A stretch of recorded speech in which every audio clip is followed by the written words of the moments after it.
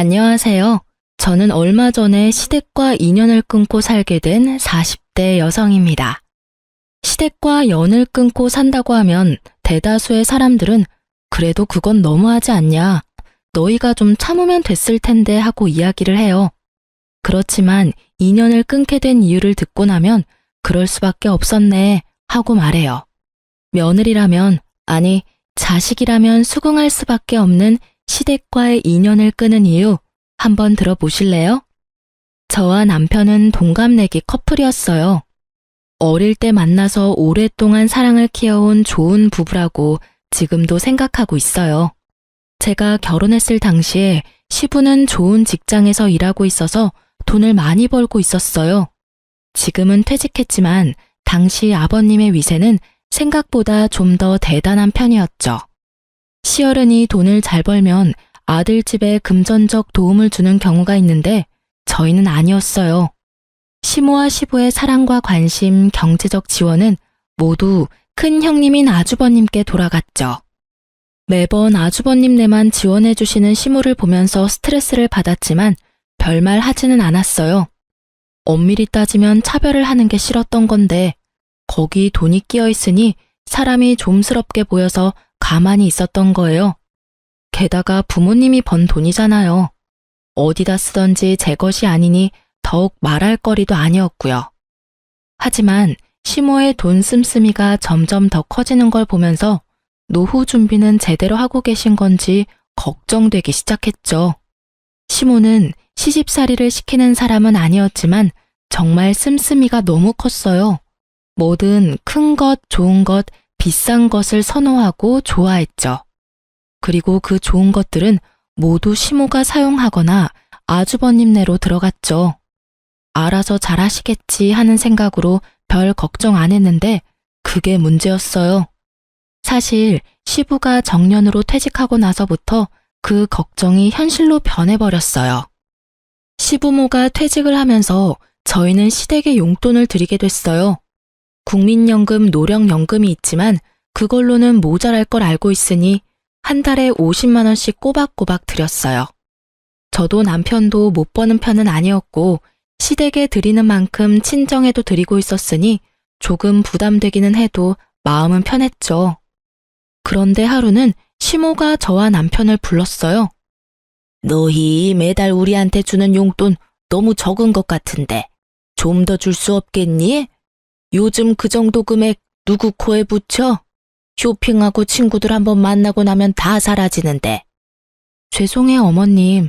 저희도 그보다 더 많이 드리는 건 힘들어서요. 곧 있으면 애들 학교 들어가면 돈 더 들어갈 거고 그때 생각하면 너무 많이 쓸 수가 없어요. 시모의 말에 저는 거절의 의사를 명확히 했어요. 이런 요구에 상의해볼게요 이런 말을 해버리면 조금만 더 설득하면 넘어올 거라고 생각해서 더 심하게 요구하게 되거든요. 그래서 정말 확실하게 거절했죠. 그런 저를 슬쩍 보던 시모가 이번에는 남편에게 슬쩍 말을 하더라고요. 예, 얼마 전에 손주 생겼다고 전화 온 내 친구 알지? 걔는 용돈을 매달 100만 원씩 받는다더라. 어쩜 하나뿐인 자식이 그렇게 효심이 깊은지. 동창들끼리 다 모여서 이야기하는데 나는 50만 원 뿐이라서 이야기에 끼이지도 못했어. 얼마나 쪽팔리는 일이니? 너희 아버지 일할 때는 명함도 못 내밀던 것들이 자식 농사 잘 지었다고 어찌나 자랑을 하는지. 우리 아들들도 잘 컸다고 말하고 싶은데 결과가 이래서야. 그 말을 듣고 있으니 반발심이 일었죠. 자식이 부모에게 효도하는 일에 경쟁을 붙이는 게 이해가 안 됐거든요. 남의 자식 이야기하면서 우리한테 돈 더 달라는 이야기인 게 뻔했잖아요. 어머님, 그렇게 말씀하셔도 그 집안은 집안, 우리 집안은 우리 집안이잖아요. 상황이 다른데 똑같이 해달라고 하시는 건 좀 아닌 것 같아요. 아니면 아주버님이나 아가씨에게 이야기해보는 게 어떠세요? 어머님 말씀 들어보니 저희한테만 받고 계신 것 같은데 모자라다 싶으면 아주버님께 말씀해보세요. 아주버님과 아가씨를 입에 담자 시모가 입을 딱 닫아버리더군요. 그러면서 저를 흘겨보며 그러더라고요. 너한테 한 말 아니고 내 아들한테 한 말이야. 왜 자꾸 네가 껴드는 거니? 저희 부부고 통장까지 합쳐서 서로 투명하고 깨끗하게 가계부 운영하기로 했거든요. 남편한테 따로 부탁하셔도 결국 저와 의견이 맞아야 돈을 더 들이던지 할 수 있어요. 네가 아들보다 돈 좀 더 번다고 애를 잡고 사니? 자기 돈 자기가 쓰는 게 왜 어려워? 아들이 나한테 용돈 더 주겠다 하면 네가 참견할 일은 아니잖아. 어머님께 돈 더 주면 저는 제 친정에도 똑같이 더 맞춰서 줄 거예요. 어머님이 얼마를 더 올려달라고 원하시는 건지는 모르겠지만 그 금액의 2배만큼 돈이 더 나갈 거라고 생각하면 간단하게 올려서 드릴 수 있는 일은 아니죠. 그럼 넌 내가 거지처럼 살아야 된다는 거니? 저는 그렇게 말한 적 없어요, 어머님.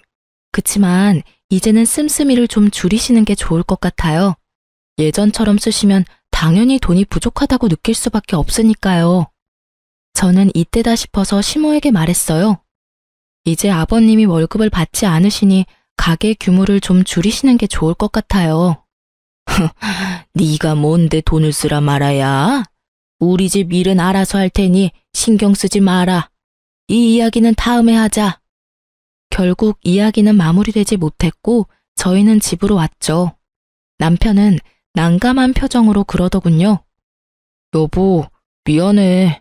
아버지 퇴직했으니 절약하시라고 말은 했는데 내 말은 안 들으셔. 기분 안 좋았지? 기분 나쁜 건 아닌데 걱정돼서 그래. 연세 드실수록 자식들이 부모 부양하는 건 당연하잖아. 그런데 저렇게 돈을 많이 쓰시면 나중에 감당이 안 되잖아. 당신이 말해도 내가 말해도 듣지 않으시면 아주버님께 말해볼까? 형님한테? 형님 아가씨하고 이야기해서 용돈 드리는 거 확실하게 정리하는 게 맞는 것 같아. 어머님 말씀 들어보니 우리만 용돈 드리는 것 같고 부모님 퇴직하셨으니 형제들도 다 같이 드려야 형평성에 맞지. 그렇게 아주버님과 아가씨를 저희 집에 초대해서 말했어요. 얼마 전에 어머니가 용돈이 너무 적다고 하셨어. 우리는 더 이상 드릴 수는 없다는 입장인데 형님이랑 동생 생각은 어떤지 물어보려고 부른 거야.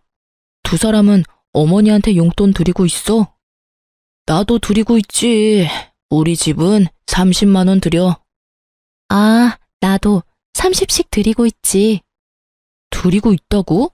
게다가 다들 30만 원씩. 시모가 우리에게 거짓말을 제대로 한 거였어요. 3명 합치면 110만 원씩 용돈을 받고 있었는데 저희한테는 다른 자식들한테는 돈 안 받는 것처럼 말하고 저희가 적게 주는 것처럼 말했으니까요. 이 순간에는 저도 살짝 화가 났어요. 우리가 제일 많이 내고 있었는데 왜 우리한테 돈을 더 요구한 건지 그 생각이 궁금할 정도였죠. 왜 그래? 너희는 어머니한테 용돈 얼마 주는데? 우리는 50만 원씩 드리고 있었는데 왜 우리한테 돈을 더 달라고 하신 걸까? 돈 많이 번다고 자랑질이네. 재수씨 돈 많이 벌잖아. 많이 버는 만큼 내면 되지. 뭔 불만이야? 형이 그런 말 하는 건 아니시. 여태껏 부모님한테 받은 것만 보면 형이 더 많이 내야지 맞는 거 아니야? 어머니 돈 쓸 때 형한테만 썼는데 왜 우리가 더 내? 우리가 더 내는 걸 당연하게 생각하는 형님네를 보고 남편이 화를 냈고 저는 말렸어요. 야, 잘 벌면 좀 더 내면 되지. 뭘 그것 가지고 예민하게 반응해? 마누라 처가댁 생각하는 것도 적당히 좀 해. 우리 식구나 잘 챙기라고. 용돈 더 달라고 한다고 우리 모아서 뭐 할 건데? 더 달라 하시면 더 드려. 너한테 이야기한 것도 너희가 더 줄 수 있을 것 같으니까 말씀하셨겠지. 그래서 우리한테 다 떠넘기면 형은? 형은 더 해줄 생각도 없이 나한테 더 내라고? 난 못해. 다들 30씩 내고 있으니 똑같이 30씩 내던지 아니면 형이랑 동생이 20씩 더 올려서 다 같이 50을 내던지. 야, 난 30씩 드리는 것도 버거워. 그럼 결정됐네. 나도 30씩 낼게. 그럼 되잖아. 내가 뭐하러 형보다 더 많이 내? 내가 받은 게 형보다 훨씬 없는데. 결국 그날은 서로 기분이 상한 채 대화는 종료됐고 남편은 열이 완전히 받았죠. 그리고 저도 아주버님의 행동에 질리기는 마찬가지였어요. 우리한테 모든 걸 미루는 것도 열받았지만 저한테 빈정대듯 말하는 것도 짜증났거든요. 그날 이후 저와 남편은 시모에게 용돈을 주는 날 시모 집으로 찾아가서 말했어요. 어머님, 저희 아주버님이랑 아가씨랑 이야기해봤는데 다들 30씩 드리고 있었다고 하더라고요. 그래서 저희가 내는 만큼 올려서 드리자고 했더니 버겁다고 하셔서 모두 30 맞춰서 드리기로 했어요. 뭐? 웃기는 애들이네. 50씩 주던 걸 왜 30으로 낮춰서 줘? 저희가 어머님한테 많이 드리면 아주버님이 뭐가 되겠어요? 아무리 그래도 어머님 사랑 제일 많이 받은 장남인데 우리보다 덜 주면 기분이 많이 상하실 거잖아요. 그리고 형제 자매들끼리 이런 돈 문제는 확실하고 차별 없이 하는 게 문제가 생기지 않거든요. 그렇잖아도 아주버님께서 저랑 남편한테 돈 많이 버는 거 자랑하냐고 그러시더라고요. 자랑하려고 50만 원씩 드린 건 아닌데 듣는 사람 입장에서는 그런 생각이 드나 봐요. 그래서 30만 원으로 줄인 거니까 어머님이 이해 좀 해주세요. 그래도 줬다가 다시 줄이는 건? 아주버님 생각도 해주세요. 저희만 좋자고 계속 많이 내면 아주버님도 아가씨도 기분 안 좋을 거예요. 이해해주세요. 제 말에 시모는 아무 말 못하더군요. 저희를 속인 데다가 아주버님의 생각까지 듣고 나니 더 달라고 요구는 못하겠나 보더라고요. 그러다가 저희한테 물어보더군요. 너희 그럼 친정에도 적게 주니?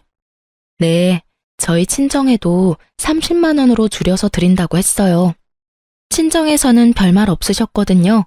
달라고 해서 드리는 것도 아닌데 너희 주는 대로 받겠다고 하셔서 공평하게 줄여서 드리기로 했어요. 그 말을 듣고서는 아예 포기한 것 같더군요. 결국 시모는 용돈 더 달라고 했다가 용돈이 도리어 줄어들어 버렸죠.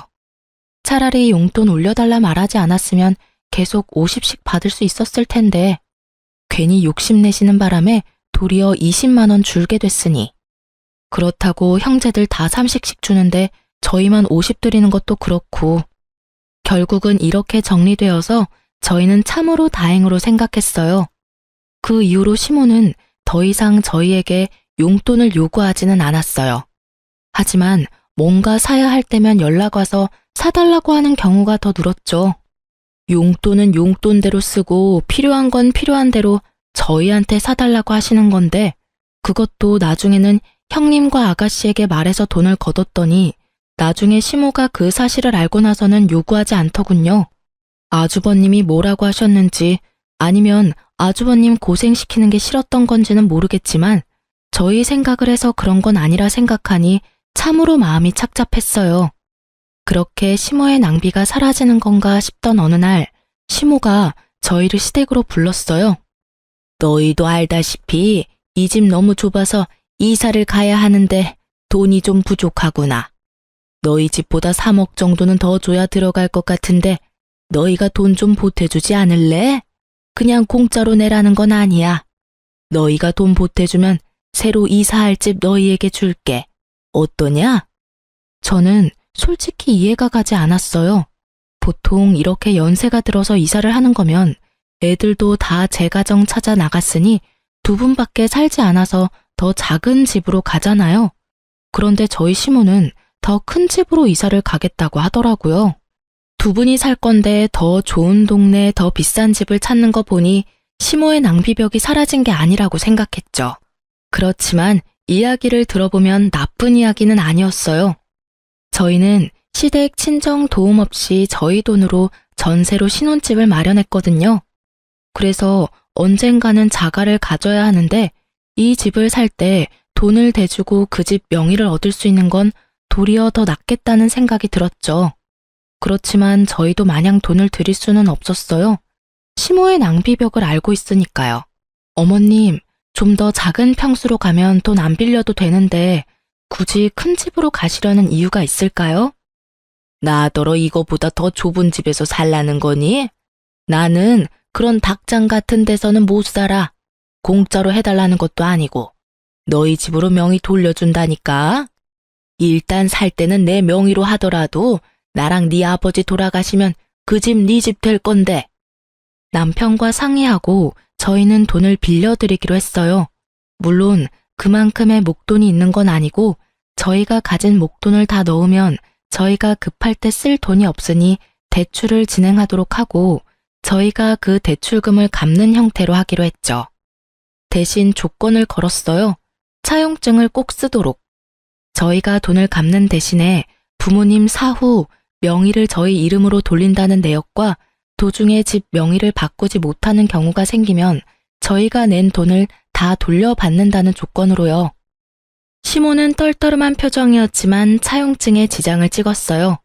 솔직하게 말하면 시모는 그 차용증이 쓸모없다고 생각하는 것 같더군요. 그렇게 저희는 매달 원금이자 합해서 매달 100만 원씩 시모 아파트 대출금을 갚아갔어요. 힘들었지만 양가 부모님께 나가던 돈도 40만 원 줄었고 그 돈에 좀 더 보태면 못 낼 돈도 아니었죠. 그런데 1년이 좀 지났을까 시모가 잠깐 보자고 하더군요. 시모가 이렇게 부를 때는 좋은 일은 아니었기에 가고 싶지 않았지만 어쩔 수 없이 남편과 함께 갔어요. 어머님, 저희 부르셨어요? 그래, 앉아봐라. 내가 곰곰이 생각해봤는데 너희 지금 우리가 사는 집에 들어올 생각 없니? 합가 말이다. 합가요? 갑자기 무슨 말씀이세요, 어머니? 너희 어차피 이 집 명의 가져갈 거면 미리 들어와서 사는 게 낫지 않겠나 싶어서 그런 거다. 큰 집이기도 하고 너희들 들어와 살아도 크기는 충분하지. 그리고 돈 나갈 일도 줄어들 거 아니니? 그렇지만 나는 너희가 들어와 살았으면 싶구나. 우리도 나이가 들었고 둘이서 살기에는 좀 버거워. 너희 신혼집 어차피 곧 있으면 전세 재계약이지? 계약하지 말고 종료하고 들어와. 대신 전세금은 다른 데 쓰지 말고 들고 들어와. 너희 집 전세금은 써야 할 곳이 따로 있으니까. 시모의 말에 저는 그 써야 할 곳이 시댁에 새로 산 집에 대출금을 갚는 일이라고 생각했어요. 하긴 그렇게 갚아버리면 대출금도 사라지니까. 그렇게 생각하던 제 예상을 시모는 완전히 뒤집어 버리더군요. 얼마 전에 친구가 크루즈 여행 갔다 왔다고 하지 않니? 나랑 네 아버지도 이번에 크루즈 여행 갔다 오려고. 친구가 하던 것보다 더 비싼 걸로 갔다 와야 되지 않겠어? 뜬금없는 크루즈라는 말에 저도 남편도 당황했어요. 저희 전세 자금을 시모 호사 여행에 쓰라는 말이었잖아요. 제 귀를 의심했죠. 어머니, 무슨 크루즈 여행 다녀온다고 합가를 해요. 여행이면 모아놓은 돈으로 가시면 되잖아요. 모아놓은 돈이 어디 있어? 생활비 쓰느라 다 써버렸는데. 게다가 너희는 용돈도 쥐꼬리만큼 주면서 너희가 나한테 할 말은 아니잖니? 너희가 용돈이라도 두둑하게 주면 또 몰라도 고작 100만 원 안 되게 주면서 무슨 여행이야? 집에 쓸 돈도 없는데. 어머님, 연금에 저희가 드리는 용돈까지 합치면 한 달에 300 정도 되잖아요. 그런데 그게 모자라다고 하시면. 모자라다면 모자란 줄 좀 알아. 그래서 너희 전셋집 팔고 우리 집에 들어올 거니?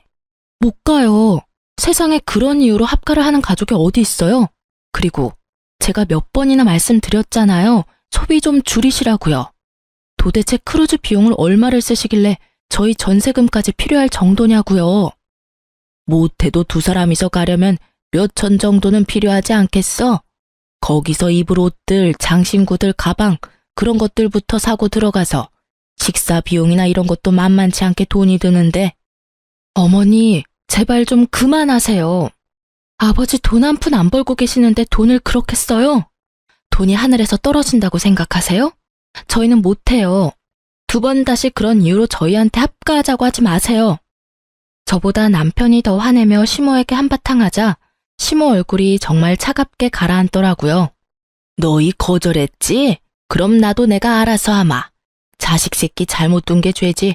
부모 호강은 못 시켜줘도 여행 한 번 정도는 보내줄 거라고 생각한 내 애가 바보야.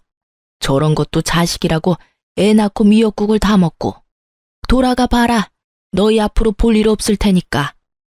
결국 시모에게 그런 이야기를 듣고 저희는 집으로 돌아왔어요. 남편은 흥분해서 열을 올렸지만 저는 슬슬 걱정이 되더라고요. 알아서 하시겠다는 말이 뭔지 몰라서 궁금해졌거든요. 무엇이든 상상 이상을 보여주는 시모라서 정말 몇 날 며칠을 끙끙대며 시모의 다음 행동을 예측했는데 몇 달간 시댁이 조용했어요. 시모에게 안부차 매주 전화를 드렸었는데 그날을 기점으로 전화도 받지 않으시더라고요. 그래서 저는 남편에게 말해서 아주버님께 시모가 어디 있는지 물어보라고 했죠. 형님, 어머니 연락이 안 돼서 그러는데 어디 가셨어요? 얼마 전에 크루즈 여행 간다고 두 분 같이 가셨어. 꽤 긴 일정이던데 거의 한 달 일정이더라고. 금액도 엄청 들었어. 결국 크루즈 여행 가셨네요. 혹시 형님한테도 여행 보내달라고 하시던가요? 그래, 그래서 결국 내가 돈 마련해서 보내드렸어. 너무 좋아하시더라. 돈은 좀 많이 들긴 했지만 그래도 좋아하시는 거 보니까 마음이 좀 편해졌지. 그 말에 저는 안심하면서도 당황했어요. 아주버님네가 그리 넉넉지 못한 상황인 걸 알고 있었는데 그 크루즈 여행에 들 돈을 어떻게 마련했을까 싶었거든요. 그래도 아주버님이 효도 차원에서 그렇게 했다면 뭐 못할 것도 없지 않았겠나 싶었어요. 여태껏 시모에게 받은 것도 많은 장남이니 솔직하게 말해서 받은 만큼 돌려드렸다면 가능했을 금액이라고 생각했거든요. 그렇게 전화를 끊고 그 일에 대해 잊었어요. 그런데 시댁에 집 대출금 내는 날이 되었을 때 문득 그런 생각이 들더군요. 시모가 저희에게 크루즈 여행을 위해 들어와서 합가를 하라고 했을 때 그런 이야기를 했잖아요. 전세금을 자기한테 달라고. 혹시 형님네한테도 똑같이 그런 요구를 했을지도 모른다는 생각이 불현듯 떠오른 거죠. 저는 아닐 거라는 간절한 마음으로 시댁의 등기부등본을 떼봤어요. 그리고 그 자리에서 굳어버렸어요. 원금과 이자를 매달 우리가 내고 있는 시모의 집이 형님 명의로 어느새 바뀌어져 있더군요. 저는 너무 놀라서 남편부터 불러드렸어요. 여보, 시댁집 명의가 아주버님 이름으로 되어 있어. 뭐? 남편도 너무 놀랐는지 한달음에 달려왔어요.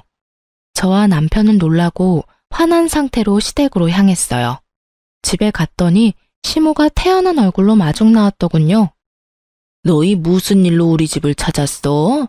나는 너희 부른 적 없는데. 어머니, 집 명의 어떻게 된 거예요? 왜 이 집이 형 명의로 넘어갔냐고요?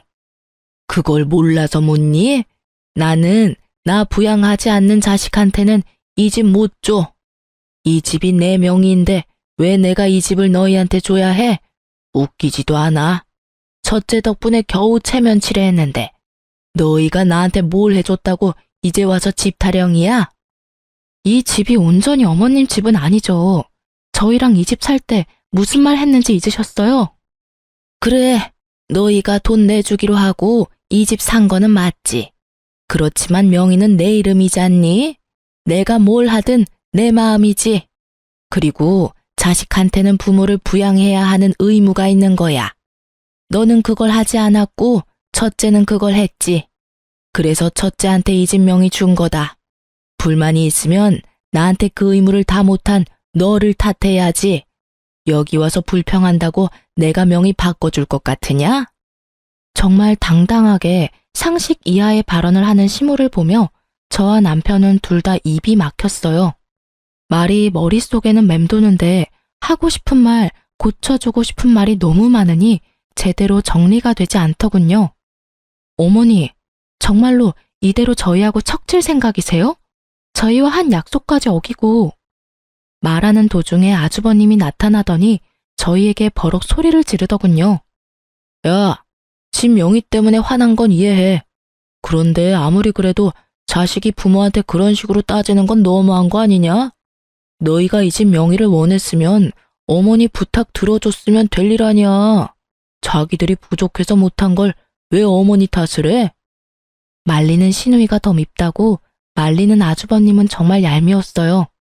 남편이 화가 나서 뭐라 하려는 걸 저는 막아섰어요. 그리고 시모에게 말했어요. 어머님이 그렇게 나오시면 저희도 알아서 할게요. 너희가 이제 와서 뭘 할 수 있겠어? 멀리 안 나간다. 시모는 냉정하게 말하고 돌아섰고 아주버님은 의기양양한 승자의 표정을 지으며 저희를 쫓아내더군요. 저는 그런 아주버님을 보며 속으로 비웃었어요. 이 집이 어떤 꼴인지 모르고 저렇게 승자의 기분에 취해 있는지. 이제 곧 나락으로 떨어질 생각을 하니 웃겼죠. 저와 남편은 시모와 헤어지고 그날부로 내고 있던 원금과 이자를 내지 않았어요. 사실 여태껏 시모의 통장에서 대출금이 빠지고 있었거든요. 저희가 대출금을 내지 않아도 저희한테는 아무런 문제도 발생하지 않거든요. 당연히 대출금이 상환되지 않으니 시모에게 연락이 갔더라고요.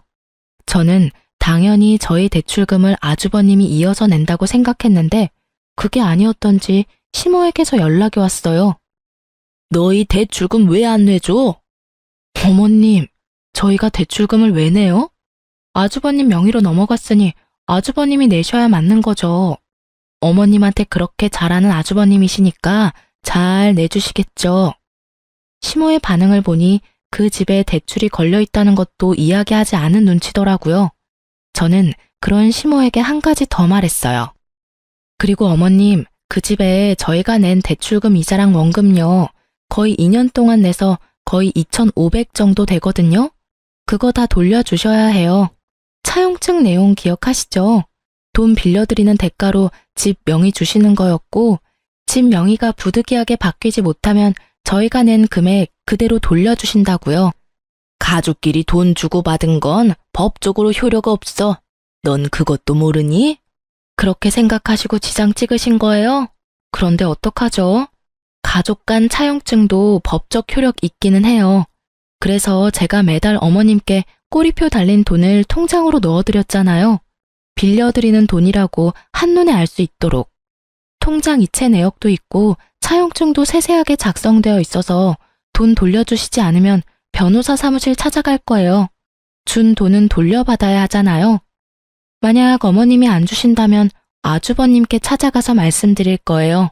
그래도 괜찮으세요? 시모가 잠깐 생각하더니 그러라고 하더군요. 이미 형님은 어머님네서 합가하여 같이 지내고 있으니 어쩔 수 없이 돈을 갚기는 해야 할 거라는 생각이 든 것 같더라고요. 그래서 저는 아주버님께 전화를 했어요. 제주씨, 바쁘니까 나중에 들으시면 후회하실 거예요. 그 집 혹시 대출금 끼고 있는 집인 거 알고 있으세요? 알고 있지. 어머니가 갚고 계신 걸로 아는데. 그럴 리가 있겠어요? 그 대출 사실 저희가 갚고 있었거든요. 어머님이 그 집 살 때 저희한테 돈 보태면 그 집 명의 저희한테 돌려주신다고 하셔서요.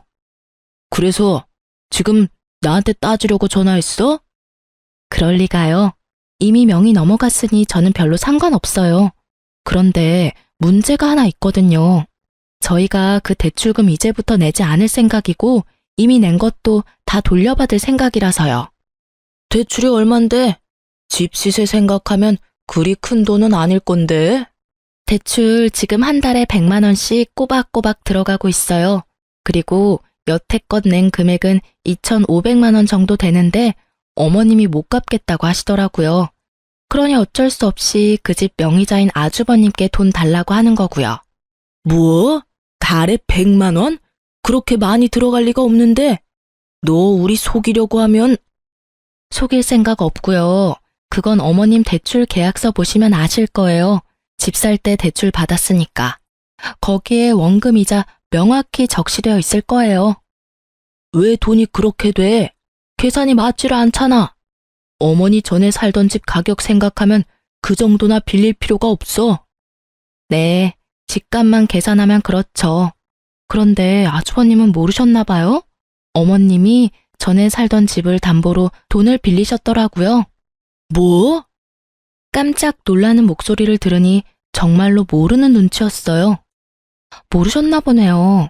어쨌든 어머님은 아주버님께 돈 받으라고 하니 그렇게 진행하려고요. 일단 빌려드린 돈 2,500만 원은 어머님이 갚으셔야 하는데 어머님 돈이 없으니 같이 살고 계신 아주버님께서 갚아주셔야겠어요. 2,500의 대출금까지. 아, 제주씨, 우리가 지금 그런 돈을 낼 만한 상황이 아니야. 말했잖아. 어머니랑 아버지 크루즈 여행 간다고 돈을 너무 많이 쓰셨다고. 게다가 지금 어머님이 쓰고 계시는 돈만 해도.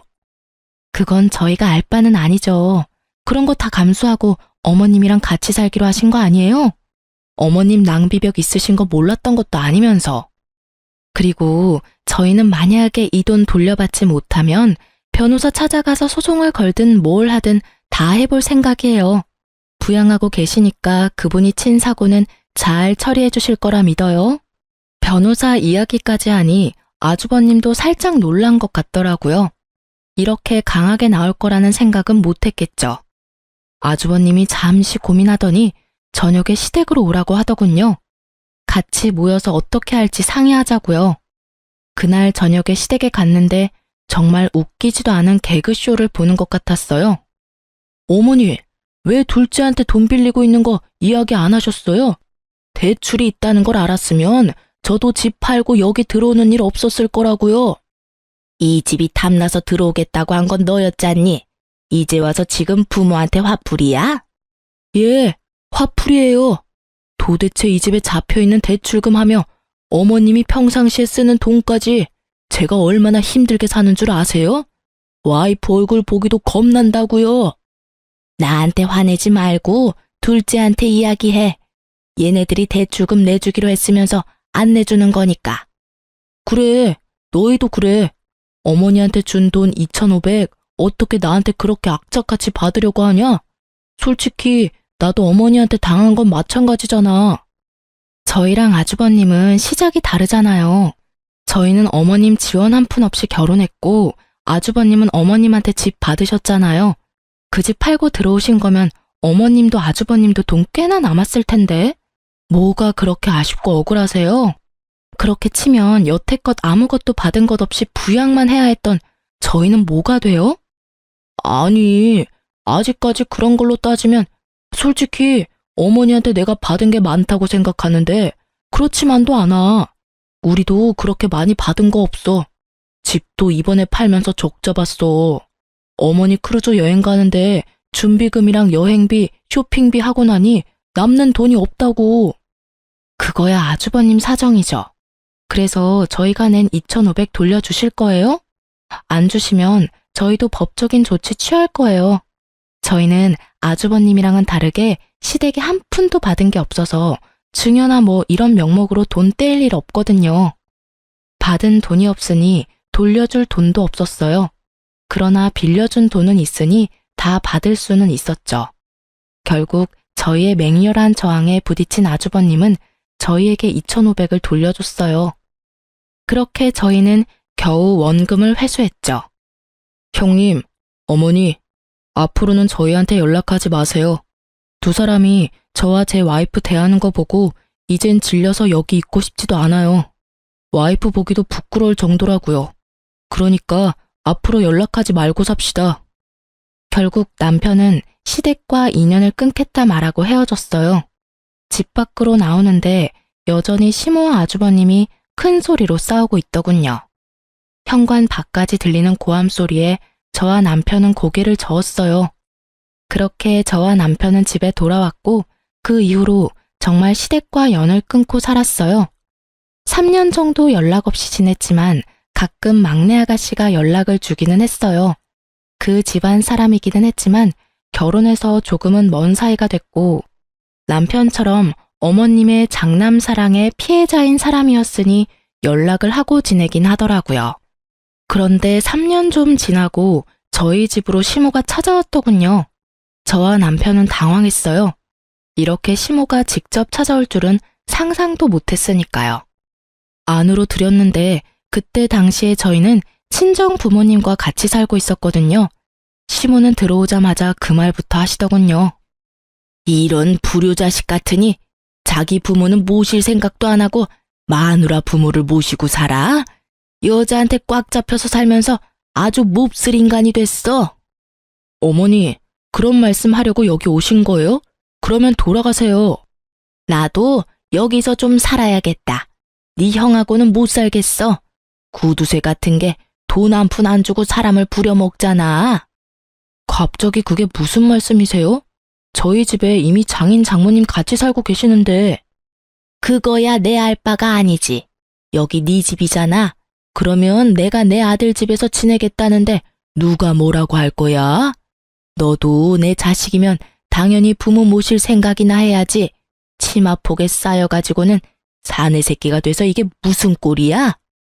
제 꼴이 어때서요? 어머니, 자식 이용해 먹으려고 했던 사람이 어머니 자신인 거 잊으셨어요? 형님하고 무슨 일로 틀어져서 저한테 찾아와서 괴롭히는 건데요. 저는 어머니랑 같이 살 생각 전혀 없으니까 나가주세요. 너 어떻게 이런 식으로 대해? 너도 내가 돈 없다고 무시하는 거야? 이래서 내가 명의를 먼저 줘버리는 게 아니었는데 네 형도 그렇고 너도 그렇고 사람이 어떻게 그렇게 냉정하니? 네 형은 나를 아주 범죄자 취급을 해. 매번 크루즈 여행 보내준 거, 집 대출금 이야기하지 않은 거, 그런 말 하면서 나한테 화만 내고. 나도 할 말 많아. 내가 지한테 얼마나 많은 걸 해줬는데 어떻게 그놈이 나한테 이런 모욕을 줘? 어머님, 아주버님이 나쁜 마음이셨으면 이미 어머님 내쫓았겠죠. 그런데 내쫓지 않고 집에 같이 산다는 건 나쁜 마음에서 그러는 건 아니실 거예요. 나쁜 마음이 아니면 그게 뭐니? 돈을 한 푼을 안 줘. 친구들 만날 때 옷 좀 사입으려고 했더니 고작 그것도 못하게 맞고 한 달에 용돈을 꼴랑 30만 원만 주는 게 너무하잖아. 게다가 너희도 그래. 꼴랑 집 명의 바꾼 걸로 마음 상했다고 부모한테 주는 용돈을 안 주면 어떡하니? 어머니, 저희도 연락 없었지만 저희한테 연락 주신 적도 없는 게 어머니예요. 어떻게 여태껏 한 번도 연락 없으시다가 또 본인 필요할 때만 나타나서 부모 자식 운운하시는 건데요. 화내며 소리 지르는 남편을 제가 달랬어요. 어머님, 아주버님 좋아하셔서 아주버님한테 집 명의 주셨잖아요. 그러면 아주버님 곁에 계시는 게 가장 행복하실 거예요. 조용히 있으면 먹고 자고 쉬는 데는 문제 없으시잖아요. 그렇죠? 제가 저번에도 말씀드렸지만 씀씀이만 줄이시면 다 좋게 해결될 일 같네요. 나는 싫어. 어떻게 이렇게 없이 살아? 해야 할 게 얼마나 많은지 아니? 게다가 얼굴만 마주치면 잔소리까지 하는 아들까지. 내가 시집을 다시 왔나 싶을 정도야. 아이고, 그러니 내가 너희한테 찾아왔잖아. 너희도 내 자식이고 응당 자식이라면 부모를 모시는 게 맞지. 지금 당장 사돈댁 내보내고 나 들어갈 자리부터 마련해라. 정말 막무가내도 이런 막무가내가 없더라고요. 시모가 아주버님네서 어떻게 지냈는지 아가씨에게 들어서 잘 알고 있던 우리는 지나가던 개에 물린 느낌이었어요. 아주버님의 분노가 대단하다고 하긴 하더라고요. 멀쩡한 집까지 팔고 그 돈으로 시모 크루즈 여행 보내주고 대출빚 남은 집 얻은 웃긴 모양새가 됐잖아요. 더 큰 집에서 편하게 살 줄 알았는데 그 집에는 대출이 가득 잡혀 있었고 사람 잡는, 아니 돈 먹는 어른까지 있었으니 말이죠. 한 달에 100만 원을 넘게 혼자서 쓰는 시모 때문에 아주버님이 화를 낸 적이 한두 번이 아니라는 이야기도 들었으니까요.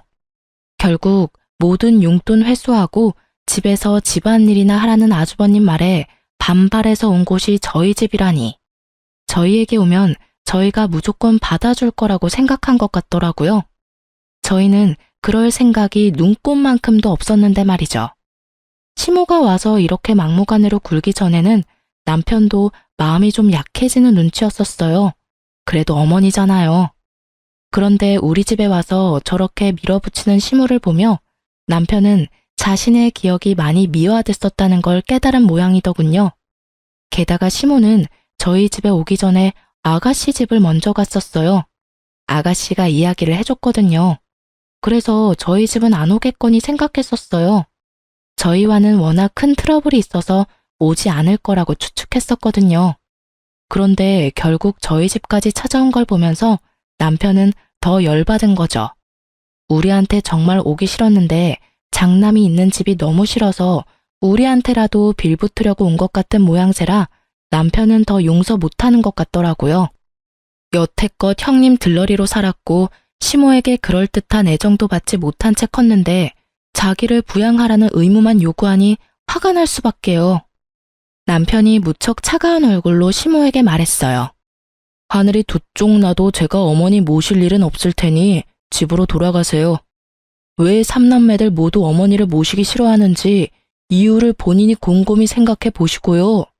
그리고 한 가지 더 말씀드리는데 형님한테 그만큼 돈 많이 쏟아부었으니 형님한테만 부양해달라고 하세요. 다른 자식들 여태껏 찬밥 신세로 만들고 평생 자식 이용해 먹으려고만 하셨잖아요. 대학도 제가 벌어서 들어갔고 결혼도 제가 벌어서 했어요. 결혼 후에도 저희한테 돈만 요구하셨잖아요. 염치라는 게 있다면 저희한테 와서 될 일은 아니죠. 우리가 무슨 이유로 어머니랑 연 끊은 건지 잊으셨어요? 어머니가 형님만 자식으로 생각했듯이 저도 부모 없는 셈 칠 테니까 여태껏 해왔던 대로 연락 없이 지내요. 결국 남편은 아주버님께 전화해서 어머니 모시고 가라고 했어요.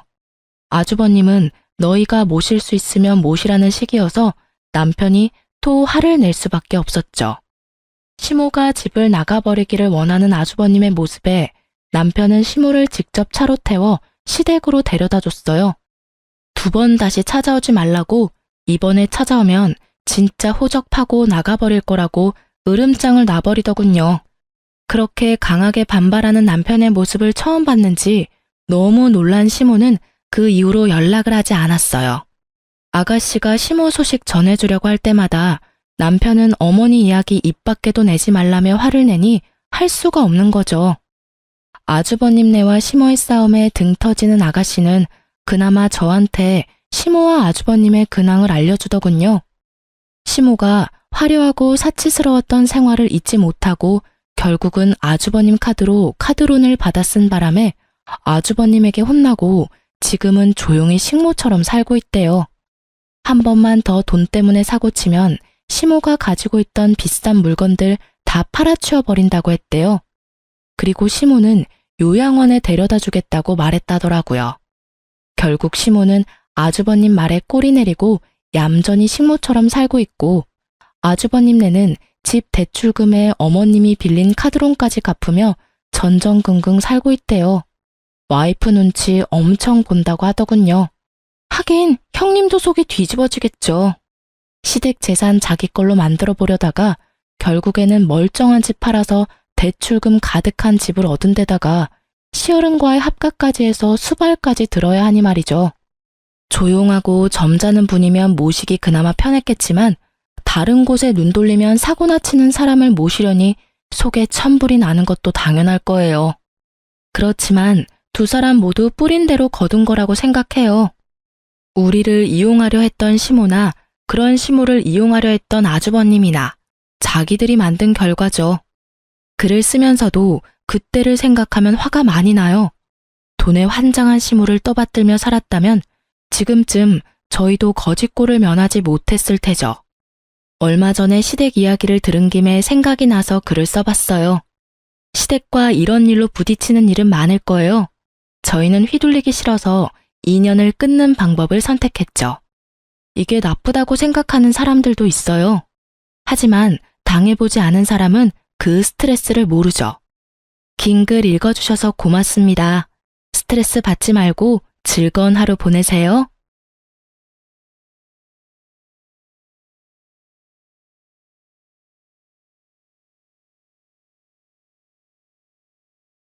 안녕하세요. 저는 수도권에 살고 있는 30대 후반의 여자랍니다. 저는 어릴 때부터 장사를 해서 저는 항상 라디오를 듣곤 했는데요. 요즘엔 라디오보다 더 재밌고 찡한 이곳의 사연을 듣는 재미로 살고 있어요. 얼마 전에 저도 참 엄청난 일을 겪었거든요. 지금 다시 생각해도 나한테 진짜 일어난 일이 맞나 싶을 정도로 현실감이 없었답니다. 그래도 평소에 저처럼 누구보다 씩씩하게 극복해 가려고 애쓰고 있어요. 여러분께도 제 이야기를 다 말씀드리고 툭툭 털고 일어나고 싶어서 이렇게 사연을 보내게 되었어요. 이런 일도 있나 싶으시겠지만 한번 들어봐 주세요. 저는 20대 초반에 전문대를 졸업하고 바로 작은 식당을 차려서 장사를 시작했는데요. 어릴 때부터 요리하는 걸 좋아했고 공부엔 영 관심이 없어서 크면 꼭 식당을 차리고 싶었어요. 어떻게 보면 특이한 걸 수도 있고 아니면 어릴 때부터 진로가 확실한 똑순이라고 할 수도 있으려나요? 이것도 사업이다 보니 처음에 시작했을 땐 진짜 힘들었던 순간도 많았어요. 5년 넘게 고생하면서 실전에서 배웠던 것 같아요. 그렇게 30대 초반에 프랜차이즈 식당으로 사업을 확장하게 되었고요. 지금까지 꽤 넓은 규모의 식당을 열심히 운영하고 있답니다. 결혼을 하게 된 남자도 제가 식당 운영하면서 알게 된 손님이었죠. 안녕하세요. 오늘도 내가 우리 회사 직원들 다 데리고 여기로 회식 온 거예요. 어머, 김 과장님. 점심에도 오시고 또 오셨네요. 단골상이라도 드려야겠다. 제가 오늘 서비스 쏩니다. 우리 사장님은 항상 밝고 이쁘셔서 내 마음에 쏙 든다니까. 앞으로도 더 자주 올 테니까 우리 친하게 지내요. 식당이 회사들 사이에 있다 보니 점심 장사가 특히 잘 됐는데요. 자주 보다 보니 얼굴을 익히고 사적인 대화를 종종 나누는 손님들도 많았죠. 남편도 그 중에 한 명이었는데요. 회사도 나쁘지 않고 항상 웃으면서 인사하는 서글서글한 모습에 호감이 갔죠. 이거 요즘 유명한 쿠키라는데 왠지 좋아할 것 같아서 사왔어요. 작지만 맛있게 먹어줘요. 저번에 주신 커피도 맛있게 마셨는데 자꾸 이런 거 챙겨주셔서 어떡해요. 제가 오늘 계란말이 서비스 드릴게요. 난 마음에서 우러나와서 주는 거지 서비스 받으려고 주는 거 아니에요. 그러면 서비스 말고 우리 영화 볼래요? 천천히 또는 정신 못 차리게 다가오는 남편에게 어느새 저도 마음의 문을 열었나 봐요. 그렇게 몇 번 데이트를 하다가 사귀게 되었죠. 사귄 지 얼마 되지 않았을 때부터 남편은 결혼 얘기를 계속 꺼내더라고요. 난 진짜 우리 자기가 내 이상형이야. 이렇게 원하는 여자를 만나기도 쉽지가 않잖아. 난 자기랑 결혼하고 싶어. 자기는 어때? 우리 아직 만난 지 얼마 되지도 않았는데 벌써 결혼 얘기는 좀 이르지 않아? 그리고 난 아직 일하느라 너무 바빠서 여유가 없는데. 사실 사업이라는 게 한치 앞을 모르는 거야. 지금은 잘 되지만 안 될 때도 있을 수도 있지. 그럴 때 나처럼 회사 다니는 든든한 남편이 옆에 있으면 얼마나 좋아? 장사 안 돼도 스트레스 받지 마. 내가 있잖아. 전 부모님이 넉넉하신 편이라 처음에 제가 장사 시작할 때부터 지원을 좀 해주셨어요. 세무적인 부분도 도움을 많이 주셨고요. 근데 남편 집안 얘기를 들어보니 남편이 거의 집안의 자랑이고 가장인 느낌이더라고요. 거기다 홀어머니랑 둘이 살아서 어머니에 대한 효심이 남다른 것 같고요. 사실 결혼하기 그렇게 좋은 조건은 아니었어요. 남편 외모가 호감형이고 좋은 직장 다녀서 겉으론 괜찮아 보일 수 있는데요. 사실은 불우한 집안의 가장이었던 거죠. 나는 아무것도 바라는 거 없다. 그냥 너희 둘만 잘 살아주면 돼. 듣자 하니 네가 큰 식당을 운영한다며? 어린 나이에 그렇게 큰 장사하기 쉽지 않은데 참 대단하고 대견하구나. 내가 얘기했잖아. 아주 똑순이에 사람 정말 좋고 이쁘다고. 이런 색시를 내가 어디서 찾겠어. 그치? 그래. 결혼 준비며 뭐며 다 새아가가 원하는 대로 다 맞춰주고 잘해줘. 나는 가진 게 없어서 뭘 보태줄 수가 없어서 그게 미안하네. 처음 본 시모의 첫인상은 사실 좋았어요. 말도 조곤조곤 해주시고 아주 친절하셨죠. 돈 더 버는 내가 더 내고 살면 되지 조건이 뭐가 중요할까 그런 마음으로 결혼을 결정했죠. 그동안 제가 혼자 일을 하다 보니 저 혼자 결정하고 해야 하는 일들이 대부분이었거든요. 그래서 사실 좀 지쳐 있었나 봐요. 제가 해야 될 일을 남편이 대신 해주니까 이래서 그늘이 필요하구나 싶은 마음도 들었네요. 친정 부모님도 남편의 집안 사정은 탐탁지 않아 하셨지만 제가 거의 우기다시피 해서 허락을 받았죠. 지금 생각하면 도대체 왜 그랬나 싶어요. 남편을 놓치면 안 된다는 생각까지 했었으니 말이죠. 결혼식도 크게 했는데 시모가 자기 친척들하고 지인들한테 제 자랑을 계속해서 민망할 정도였죠. 난 우리 아들만 능력 있는 줄 알았는데 더 능력 있는 며느리를 얻게 될 줄 누가 알았겠어? 그 대기업들 쫙 있는 한가운데 아주 대걸만한 큰 식당을 운영해, 우리 며느리가. 아이고, 최 여사. 혼자 아들 키우느라 고생고생 하더니만 이제 고생 끝이네. 그럼 우리 최 여사 이름 대고 그 식당 가서 밥 먹어도 되는 거야? 아유, 그거야 우리 능력 있는 며느리 맘이지. 시어머니 기 살려주려면 한 번은 초대해 주겠지 뭐. 잘난 며느리한테 잘해줘야 밥도 얻어먹게 생겼네. 시집살이는 물 건너 갔네요, 형님. 시집살이는 무슨, 내가 업고 다녀도 모자라지. 바쁜 며느리 내가 도와주며 잘 살아야지. 이런 대화가 계속 이어지길래 얼마나 민망하던지요. 친정 부모님도 그 모습을 보고 떨떠름하게 계시더라고요. 아무튼 결혼식은 무사히 끝났고요. 남편이 모은 돈은 5천만 원밖에 없어서 나머지 다 제가 내고 회사와 식당 가까운 아파트를 매매했죠. 제가 살던 아파트를 처분하고 옮긴 거였는데요. 남편이 은근슬쩍 이러더라고요. 여보, 근데 우리 엄마한텐 우리 반반씩 내서 이 아파트 샀다고 그러면 안 될까? 아니면 대출 받았다고 하는 게 어때? 자기가 나보다 훨씬 잘 버는 거 아시는데 집까지 자기가 해왔다 그러면 우리 엄마 왠지 위축이 많이 되실 것 같아서 그래. 그렇게 생각은 안 해봤는데 뭐 그럴 수도 있겠네. 알았어. 근데 물어보시지 않는 이상 말할 필요도 없지 뭐. 걱정하지 마. 이때부터 뭔 소리냐고 따져 물었어야 하는데 똑순이라고 불렸던 저는 왜 이 인간 앞에서는 모질이가 됐는지 알 수가 없네요. 그것도 그 인간 능력이라면 능력이었을까요? 결혼한 지 몇 달밖에 안 되었을 때는 제가 일주일에 한 번은 시모한테 전화를 하려고 노력을 했어요. 근데 그것도 은근히 스트레스더라고요. 바쁘고 할 말도 없는데 전화 붙들고 있는 것도 시간 아깝게 느껴지더라고요. 그래서 2주에 한 번꼴로 전화를 했죠. 근데 대뜸 시모가 전화가 와서 이러는 거예요. 요즘은 왜 이렇게 전화가 뜸해? 너 바쁜 건 알겠는데 그래도 며느리 도리는 해야 되지 않겠니? 내가 좀 두고 봤더니 요즘 너무 해이해진 것 같다. 아, 제가 너무 바빠서 앞으로도 매주 전화는 못 드릴 것 같아요. 그건 이해를 좀 해주세요. 전화뿐만이 아니다. 아무리 잘난 며느리라도 그렇지 네 얼굴 아예 까먹겠다. 도대체 집에 온 지가 언제니? 못해도 한 달에 한 번은 찾아와서 시어미 밥도 사주고 용돈도 좀 주고 그래야 되는 거 아니니? 내가 이렇게 직접적으로 말을 해야겠어?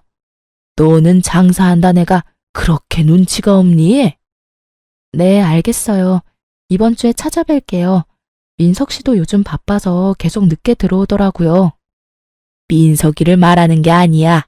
네 남편이랑 꼭 같이 와야 되니? 넌 사장이니까 시간 많을 거 아니야. 회사에 하루 종일 묶여있는 사람이랑 같아. 오후에 시간 나면 잠깐 뭐 좀 사올 수도 있고 그런 거 아니야? 넌 돈도 잘 번다면서 어째 뭐 꽈배기 하나라도 사오는 게 없니? 이럴 때 보면 가정교육을 못 받았나 싶다니까. 어머니, 말씀이 좀 심하시네요. 솔직히 말해서 왜 저만 맨날 뭐 사서 가야 되나요? 민석 씨는 결혼하고 저희 집엔 한 번도 안 갔어요. 며느리랑 사위가 갔니? 너는 이제 우리 집 사람인데 자주 왔다 갔다 하는 게 당연한 거지. 아무튼 이번 주에 꼭 와라. 양손 무겁게. 알았니? 아니, 이런 전화를 받으니까 너무 당황스럽더라고요. 결혼식 때 저한테 부담 안 준다는 천사 같던 시모가 뭘 사달라고 계속 요구하는 뺑덕 어멈이 되어 있더라고요. 대놓고 이렇게 요구하는 사람은 또 처음 봤네요. 그래도 신혼이니까 남편이랑 시모 혼자 사는 집에 찾아가서 소갈비 외식도 시켜드리고 마트 가서 사고 싶은 거 다 사서 계산도 다 해드렸어요. 와, 우리 와이프 진짜 최고다. 이렇게 시어머니한테 카드 플렉스하는 며느리가 어딨어 진짜? 도대체 마트에서 얼마를 쓴 거야? 너도 이렇게 자주 사줬는데 뭘 새삼스럽게 그러니? 며느리면 당연히 해줘야지. 아무튼 고마워 여보. 우리 이제 슬슬 가자. 나 잠깐 화장실만 빨리 갔다 올게. 저도 일어나서 갈 채비를 하는데 시모가 은근히 저를 잡아 끌고 속삭이더라고요. 아들이 매달 용돈을 주긴 하는데 그걸론 영 생활이 안 되네. 나이 들면 약값도 더 들지. 친구 한 번을 만나도 다 돈이야. 민석이한테 말하지 말고 너도 나한테 용돈 좀 매달 몰래 줄 수 없겠니? 네? 연금도 꽤 나오시고 민석 씨도 50만 원씩 드리는 걸로 아는데 돈이 모자르단 말씀이에요? 혼자 살아도 생활비가 얼마나 드는지 몰라. 아들 힘들까봐 내가 꾹꾹 참고 있었지. 이젠 든든한 며느리도 있으니 네가 좀 도와줄 수 있잖아. 늙어서 돈 없는 게 얼마나 서러운 줄 아니? 다달이 달라는 말씀이세요? 일단 민석 씨랑 상의는 해봐야 할 것 같아요. 넌 돈도 많이 번다면서 이렇게 째째하게 굴 거니? 민석이한테 말하지 말고 아들이 주는 만큼씩만 더 줘. 더 바라지도 않아. 너한텐 그렇게 큰 돈도 아니잖아. 안 그러니?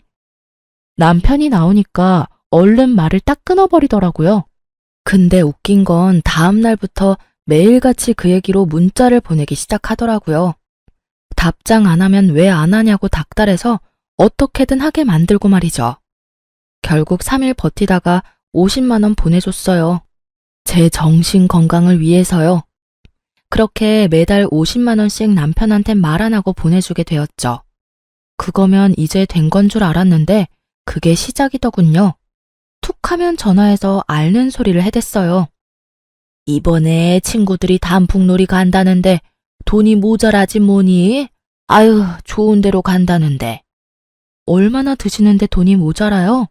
민석 씨한테 물어보는 게 회사에서 바쁜 사람한테 전화할 수가 있니?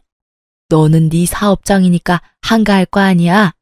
지금 한 30만 원만 좀 보내줘라.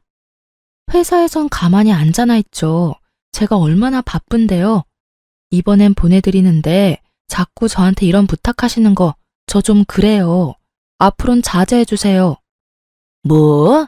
자제? 참나. 아주 시어머니를 아랫사람 대하듯이 하네? 그래, 돈 있다 이거지? 너 설마 우리 아들도 무시하는 건 아니지? 난 그 꼴은 절대 못 보니까 알아서 조심해, 얘. 시모 말하는 거야말로 완전 후배 돈 뺏는 일진 말투 아닌가요? 아무리 장사를 했어도 사람 때문에 이렇게 스트레스 받는 건 진짜 처음이었어요. 남편하고도 슬슬 돈 문제로 다투기 시작했죠.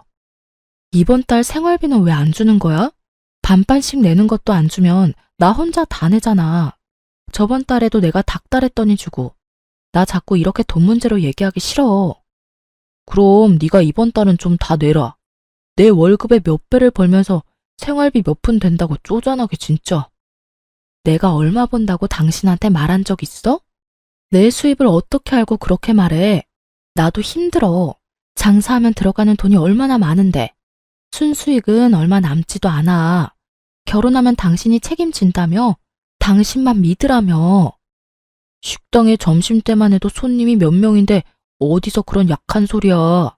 그래, 그럼 이참에 당신 수입 좀 한번 오픈해봐. 우리 앞으로 더 큰 집으로 이사도 가고 투자도 제대로 해야 되니까 나랑 같이 공유해서 우리 한번 더 부자 좀 돼보자. 내가 좋은 투자처 많이 알거든? 나 진짜 생각보다 수입 별로 없어. 당신이 같이 사업해주는 것도 아닌데 다 말하고 싶진 않네. 넌 나를 가족으로 생각을 안 하는구나. 진짜 서운하다. 난 너한테 다 말하는데. 아무튼 이번 달엔 자동차 보험료 내야 돼서 생활비가 모자라니까 당신이 좀 메꿔. 당신하고 어머니한테 나 좀 서운해. 나 보면 돈 얘기밖에 할 게 없어? 내가 지금까지 몇 번 말 안 했는데 어머니 거의 맨날 전화해서 나한테 돈 타령해. 그리고 벌써 6개월째 50만 원씩 용돈도 드려. 근데도 부족하다고 또 달라고 하고. 무슨 화장품이 홈쇼핑에서 좋아 보인다고 지금 주문 넣으라고 하고. 나를 얼마나 들들 볶는 줄 알아? 이야, 50만 원씩이나? 그건 진짜 고맙네. 우리 엄마 신나시겠네. 우리 엄마가 사실 나 키우느라 얼마나 고생을 많이 하고 제대로 누리지도 못하고 사셨는지 몰라. 그래도 말년에 며느리 덕을 보시네. 부모님한테 용돈 좀 드리고 화장품 사드리는 게 그렇게 화가 나는 일이야? 그럼 당신은 왜 우리 부모님한테 전화 한 통도 안 하는데 용돈은커녕 한번 찾아가 보지도 않았잖아. 장인 장모님은 넉넉하셔서 용돈 필요 없잖아. 나보다 더 돈이 많으신데. 자기 똑순이인 거 좋지만 너무 나한테까지 딱딱하게 굴지 마. 우리 이제 부부인데 서로 좀 나누면서 살자. 돈 문제만 나오면 얼마나 요리조리 피해가는지 오히려 저를 나쁜 사람을 만들어서 벙칠 때가 한두 번이 아니었어요. 저도 참 바보 같은 게 공과금 밀리면 남편처럼 그냥 신경 쓰지 않고 버티면 됐었는데요. 그걸 못 참고 제가 다 내고 카드값 다 갚고 그렇게 호구 잡히며 살기 시작했죠. 남편은 이런저런 핑계를 대면서 이혼할 때까지 결국 생활비를 주지 않았었네요. 저도 마치 저를 돈줄로 생각하는 남편의 태도에 정이 확 떨어졌죠. 하지만 저를 더 미치게 한 건 다름 아닌 시모였어요. 일도 안 하니 심심했는지 자꾸 식당으로 찾아오더군요. 물론 신혼 때야 오면 반겨주고 직원들에게 소개도 시켜주고 식사도 대접하고 했죠. 근데 거의 일주일에 한 번씩은 꼭 오더니 점점 오는 횟수가 늘어나기 시작했어요. 아니, 저 홀서빙 하는 애는 처음 왔니? 왜 저렇게 서툴러? 내가 계속 지켜봤는데 계속 실수한다 얘. 주의 좀 줘. 어머니, 자꾸 직원들 불러서 그런 얘기하시면 직원들이 불편해해요. 여기서 다들 오래 하신 분들이에요. 그런 행동 불편하니까 그러지 마세요. 아니, 내가 그 정도 말도 못하니? 오래 하면 뭐하니? 일을 잘해야지. 내가 보니까 엉망으로 하는구만. 사장이 너무 유하면 안 되는 법이야. 제가 알아서 할 테니까 식당 일은 참견하지 말아주세요. 그리고 한창 바쁜 시간에 너무 자주 오시는데 솔직히 저 어머니 챙겨드릴 수가 없어요. 앞으로는 너무 자주 오시는 건 안 될 것 같아요. 난 너 힘들까봐 조금이라도 거들 게 있을까 해서 와보는 거지. 식당이 어떻게 되는지 보기도 하고. 그래, 이왕 말이 나와서 하는 말인데 내가 여기서 일을 좀 하면 어떠니? 나도 요즘 무료해서 몇 시간만 잠깐 일하면 딱 좋을 것 같은데. 네? 안 돼요. 생각보다 일하기 힘들어요. 그러다 다치거나 아프시면 더 불편한 상황만 생기고요.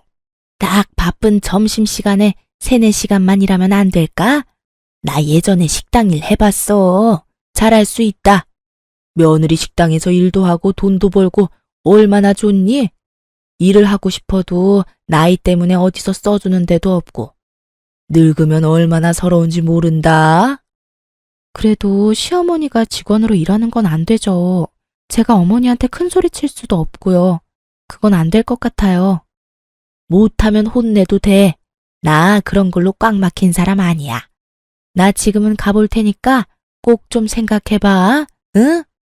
시모가 불쌍한 척까지 하면서 아주 신신당부를 하면서 식당을 나가더라고요.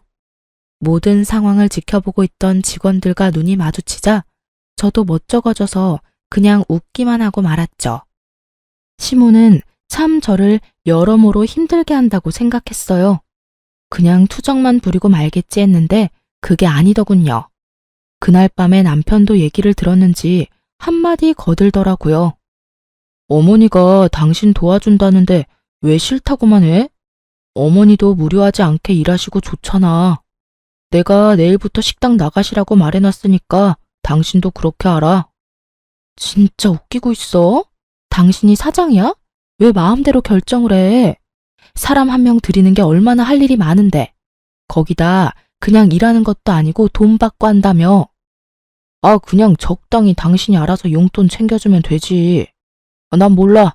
내일부터 출근한다고 하시니까 잘해드려. 둘이 합심해서 밀어붙이는데 아주 어이가 없더라고요. 그렇게 시모는 다음날 아침에 와서 행주 들고 이리저리 휘젓고 다니더라고요. 제가 그냥 가라고 아무리 말해도 듣지 않았죠. 그래서 알아서 지쳐서 나오지 않도록 일을 한번 계속 시켜봤죠. 근데 의외로 열심히 하시고 직원들하고도 농담도 하시면서 잘 지내시더군요. 한 달이 다 되도록 매일같이 나와서 꽤 열심히 일을 하셔서 직원들도 좋아하더라고요. 여기 한 달 일하신 월급이에요. 너무 감사해서 제가 넉넉히 넣었어요. 제가 그동안 어머니를 오해했던 부분이 있었나 봐요. 3시간 일하시는 거지만 제가 정식으로 직원으로 신고도 해드렸으니까 앞으로도 열심히 도와주세요, 어머니. 어머, 이렇게 많이 줬어? 고맙다. 가족 좋다는 게 뭐니? 나도 앞으로 더 열심히 도우마. 하지만 그게 저한테 잘 보이려고 신경 쓴 거였어요. 거의 3개월 가까이 시모가 식당에서 같이 일했는데 점점 선을 넘는 모습을 보이기 시작했죠. 아무리 직원들이 자기보다 나이가 어리다고 해도 너무 막대하고 명령하는 모습에 손님들도 뒤돌아 쳐다볼 정도였어요. 어머니, 저도 우리 직원들한테 큰 소리 안 내는데 어머니는 같은 직원인데 그러면 안 되죠. 아니, 너무 답답하게 구니까 그렇지. 내 딸뻘인데 내가 그런 말도 못하니? 더군다나 사장이 내 며느리면 난 회장 대접 받아야 되는 거 아니니? 그게 뭔 황당한 소리예요. 여기가 뭔 회사도 아니고. 그냥 식당 하나 가지고 무슨 회장 소리를 해요. 남들이 들으면 웃어요. 아무튼 제발 좀 직원들한테 막대하지 마세요. 그러는 너는 사장이면서 맨날 어디를 그렇게 나갔다 오니? 아이고, 네 팔자가 최고다. 여기서 뭔 일을 많이 하기를 하나 오후에는 마음대로 나갔다 오지. 우리 아들은 밤까지 회사에 묶여서 고생을 하는데 넌 남들 출근할 때 자고 얼마나 편해? 자영업하는 게 얼마나 스트레스가 많은지 알지도 못하면서 그런 말을 하세요? 여기 자리 잡을 때까지 3년을 새벽 2시까지 일했네요. 제가 고생한 만큼 이제 자리가 잡힌 거예요. 남들 앞에선 그런 소리 마세요. 너야말로 그렇게 직원들 앞에서 나를 타박하니까 그걸 보고 다른 애들이 나를 우습게 보는 거 아니야? 내 말은 아주 귀뚱으로 듣고 말이야. 내가 뭔 소리를 하면 한 번을 그냥 네 어머님 말씀이 맞습니다 하는 적이 없어? 식당에서 일하실 땐 직원과 사장이죠. 죄송한데요. 이러시면 식당 분위기도 안 좋아지고 직원들도 불만 나오고요. 이번 달까지만 해주시고 그만 나오셔도 돼요. 요즘 휴가철이라 손님이 좀 줄었기도 했고요. 뭐? 싫다. 내가 왜? 여기가 네 식당이야? 결혼했으면 이제 우리 민석이 식당도 되는 거 아니야? 내가 왜 우리 아들 식당에서 쫓겨나? 별꼴이야. 갑자기 시모가 급발진을 하면서 마구 화를 냈어요. 다행히 손님이 없었기 망정이지 심지어 반찬 그릇도 막 바닥에 던지면서 성질을 내는 거예요. 매니저와 다른 직원이 어머니를 다독이면서 간신히 밖으로 데리고 나갔죠.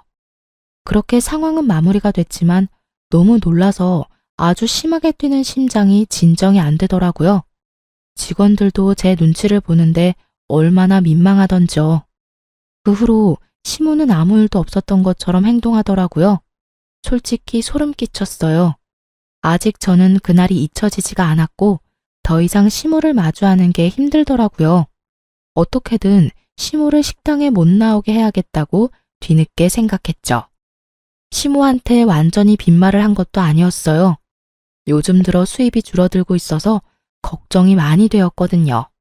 그렇다고 그렇게 큰 차이는 아니지만 어디에서 돈이 새고 있나 싶어 신경이 많이 날카로워져 있었답니다. 그런 제 마음은 아무도 모를 거예요. 그런데 그쯤 남편은 갑자기 무슨 골프를 친다고 골프채를 사고 옷을 사고 난리를 치더라고요. 무슨 돈으로 그 비싼 걸 다 샀어? 이번에도 나보고 카드값 다 메꾸라고? 아, 걱정 마. 내가 낼 거니까. 당신은 참 사장님답지 않게 여전히 쪼잔해. 남편이 운동 좀 시작한다고 하면 응원을 해줘야지. 또 돈 타령이야? 요즘 돈을 너무 많이 쓰는 것 같아. 어디서 돈이 나서 그렇게 옷을 사들여? 며칠 전엔 핸드폰도 바꿨잖아. 뭐 로또라도 맞았어? 또 월말에 나한테 청구서 들이밀면 나 진짜 절대 안 내줄 거야. 그래, 나 로또 맞았다. 걱정 마. 당신한테 달라고 안 하니까. 아, 진짜 돈 얘기 좀 그만해. 나 골프 치러 갔다 올 테니까 먼저 자. 저는 수입이 줄어서 걱정이 이만저만이 아닌데 남편 얼굴은 아주 나날이 좋아지더라고요. 매일 시모 얼굴 보는 것도 싫어서 그동안 미뤄뒀던 대학원 경영자 코스를 시작했어요. 더 큰 비즈니스를 해보고 싶은 마음에 예전부터 꼭 하고 싶었던 저의 희망사항이었죠. 2~3시간 남짓이지만 시모를 안 보는 그 잠깐의 시간이 저한텐 힐링의 순간이었죠. 그러던 어느 날 저희 식당 처음 개업했을 때부터 쭉 같이 일해준 매니저 언니가 은근히 저한테 말을 하더라고요. 사장님, 요즘 학교 다니느라 바쁜 건 알겠는데 시어머니 좀 신경 써서 봐봐요. 무슨 일 있어요? 저 없을 때 직원들 또 괴롭혀요? 내가 진짜 말할까 말까 고민을 많이 했는데요. 사장님을 위해서도 식당을 위해서도 짚고 넘어가야 될 것 같아요. 시어머니가 종종 자기 친구들 데려온 건 사장님도 잘 알죠? 네, 뭐 그거야. 나도 몇 번 봤고 그냥 대접해드리라고 말해뒀잖아요. 너무 자주 오는 것 같아서요. 요즘 사장님이 학교 다니느라 외출하는 시간이 일정해졌잖아요. 그래서 그런지 꼭 그 시간만 되면 아는 사람들 다 끌어모으는 것 같아요. 거의 일주일에 3번은 오는 것 같은데 한 달이면 도대체 몇 번이에요? 그것도 비싼 고기만 계속 갖다 먹고 대낮에 술 엄청 갖다 먹고. 그렇게나 많이요? 아, 그래서 그렇게 수입이 줄었나 보네. 진짜 머리 아프네요. 알려줘서 고마워요, 언니. 수입이 줄었다고요? 그럼 이건 확실하지 않은데 사장님 없을 때 시어머니가 카운터에서 뭘 하는 걸 자주 봤어요. 돈통 여는 것도 봤어요, 사실. 확인 한번 해보세요. 그 얘기 들으니까 진짜 망치로 머리를 꽝 얻어맞은 것 같더라고요. 그날 밤에 다들 퇴근시키고 밤새 식당 CCTV를 다 돌려보기 시작했어요. 한 달 전부터 살펴봤는데 진짜 가관이더군요. 제가 식당에서 나가고 나면 일을 딱 멈추고 어디론가 전화를 걸더라고요. 그러면 지인들이 기다렸다는 듯이 식당으로 우르르 들어왔어요. 얼마나 시끄럽게 떠들면서 먹는지 주변 손님들이 항의하는 것도 여러 번 발견됐죠. 아이고, 박 사장님, 어서 오세요. 이리 와서 앉으세요. 오늘 제가 제대로 대접할게요. 저기, 야야, 여기 수육하고 갈비탕 3개 먼저 가져와. 소주 2병도 갖고 오고. 우리 정 여사 부자 며느리 들였다더니 아주 팔자가 확 폈네. 여기가 정 여사 식당이란 말이지. 진짜 크고 넓다. 돈 많이 벌겠네. 뭐 괜찮게 사는 정도지 뭐. 얼마 전엔 우리 아들이 이 가방 백화점에서 하나 사다 주더라고. 세상에, 말년에 정여사 팔자가 이렇게 확 필지 누가 알았어? 진짜 부럽다 부러워. 우리 아들은 이런 여자 하나 못 낳고 뭐 하나 몰라. 우리 아들이 그만큼 잘났으니까 그런 거지. 이 식당도 곧 내가 맡을 거야. 우리 며느리는 더 크게 분점 낼 거거든. 진짜? 우리 정여사 진짜 이러다 재벌 되는 거 아니야? 나 좀 잘 좀 봐줘. 아니, 아직도 갈비탕 안 나왔어? 그리고 내가 저번에 만들어 놓으라던 인삼 꿀절임 좀 미리 준비해 놓고.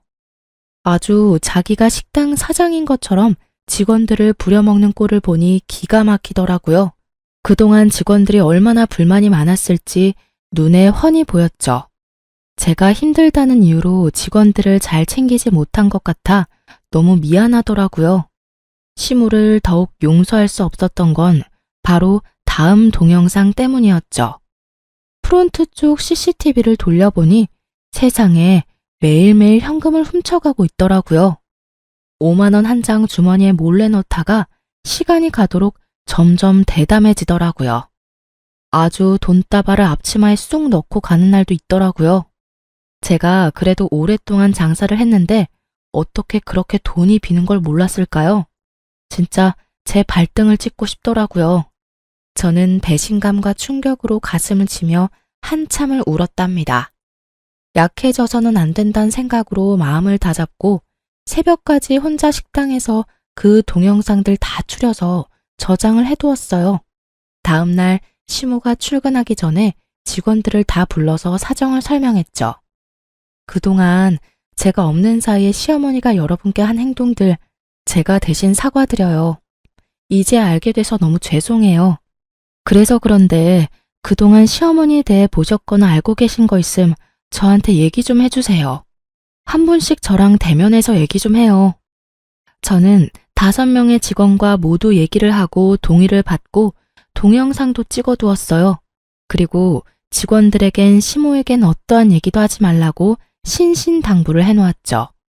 그동안 시모한테 당해서 그런지 직원들은 시모 얘기만 나와도 진절머리를 치더라고요.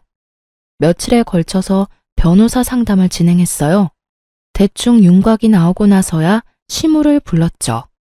내일부터 식당 나오지 마세요.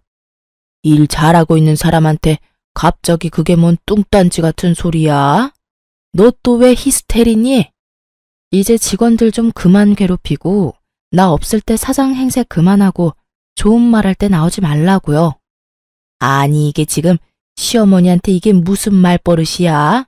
네가 뭔데 나오지 말라야? 내가 여기 사장이에요. 아줌마 아들이랑 아줌마는 10원 한 장 안 보탰고 여긴 내가 피땀 흘려서 만든 내 식당이라고. 당신이 뭔데 어디서 밥숟가락을 올려? 이거 완전히 미쳤네. 아줌마? 당신? 너 진짜 옛날 같았으면 바로 소방 맞았어. 알아? 그래, 네가 사장이라고 지금 시어머니도 못 알아보고 사리분별 못하니? 사리분별 못하고 날뛰는 건 당신이지.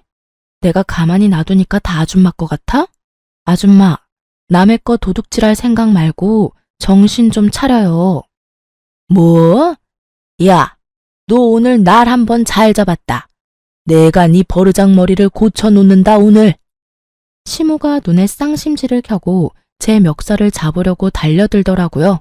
직원들이 시모를 양쪽을 잡고 말리고 저도 몸을 확 피해버렸죠.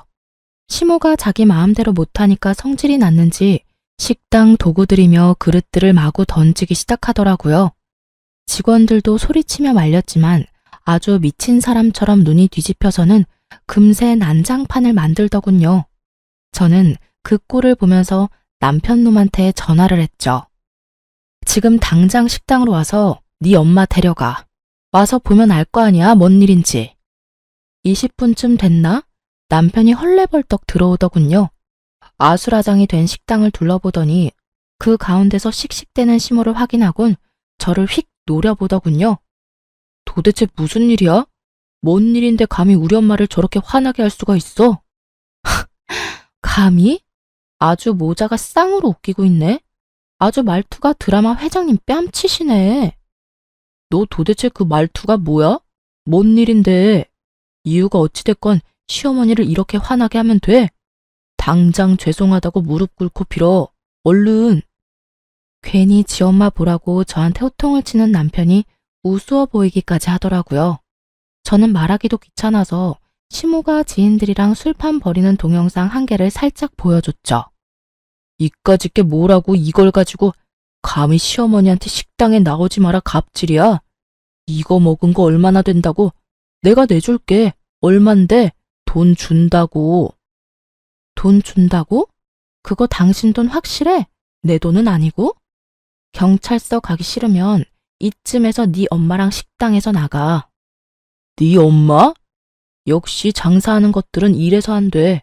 무식하고 교양 없고 얼굴도 못생긴 거 돈 하나 보고 억지로 결혼해서 살아주니까 꼴랑 이거 식당 하나 하는 것 같고 네가 진짜 뭐라도 되는 줄 알아? 이제야 본색이 드러나네. 그래서 그렇게 결혼하자고 쫓아다녔어? 내가 돈 많이 버는 줄 알고? 그래.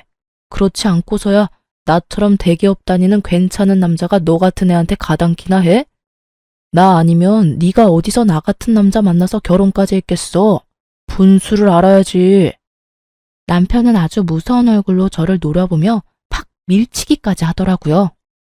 엄마나 아들이나 계획은 거창한데 상황 파악은 좀 딸리나 보네.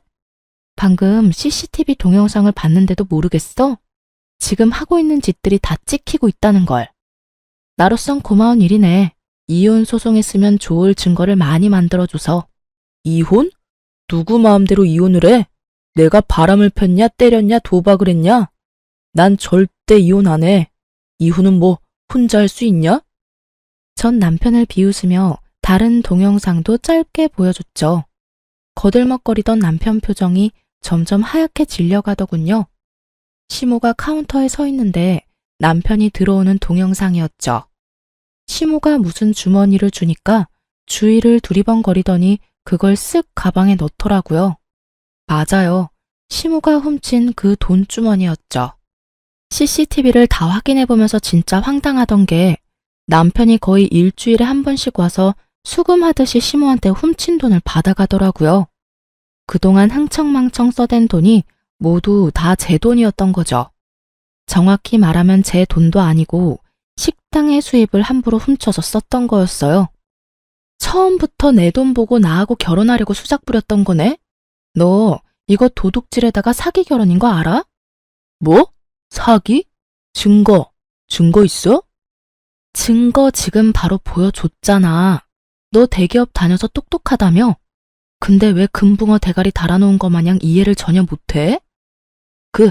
그거 안에 뭐가 들어있는지 안 보이잖아. 근데 그게 뭔 증거야? 얘가 진짜 생사람 잡네. 그거 내가 얘 먹으라고 간식 좀 싸줬다. 네 남편 먹을 거 준 게 그렇게 아까워? 내가 당신들 뜻대로 될 줄 알고 만만하게 봤나 본데 내가 CCTV에서 이거 하나 찾았겠어요? 돈 뭉치러 주기도 하던데 기억 안 나나 보네? 암튼 변호사 말로는 이혼 승소는 당연한 거고 절도죄 등등 줄줄이 엮을 수도 있다네. 당장 내 식당에서 꺼지고 법원에서 보자고. 여보, 내가 다 설명할게. 엄마가 돈 준 건 진짜 몇 번뿐이야. 내가 요즘 돈이 모자라서 너무 힘들다고 그냥 말 한 번 했는데 엄마가 그냥 준 거라고. 난 당신 돈인 줄은 상상도 못했어. 엄마 월급 받은 돈 주는 줄 알았지. 엄마, 식당 공금을 훔치면 어떡해? 시모가 얼굴이 확 굳어지며 남편 놈을 휙 째려보더라고요. 뭐? 지금 내가 혼자 돈을 훔쳐서 너한테 줬다 이 말이야? 이 배은망덕한 놈이 엄마한테 다 뒤집어 씌우려고? 여보, 난 진짜 몰랐어. 난 당신만 사랑해. 엄마랑 인연 끊으라면 그렇게 할게. 다신 안 보고 살게. 제발 이혼만은 다시 생각해줘. 야, 이놈의 자식아. 아무리 급해도 그렇지 엄마를 팔아넘겨? 네가 결혼 전부터 나한테 이 식당 보여주면서 저 여자랑 결혼해서 이 식당 네가 먹는다며? 나한테 여기서 일하면서 쟤 감시하고 돈 빼돌리라고 시킨 게 누군데? 아, 엄마, 미쳤어? 그만 말해. 조용히 하고 있으라고.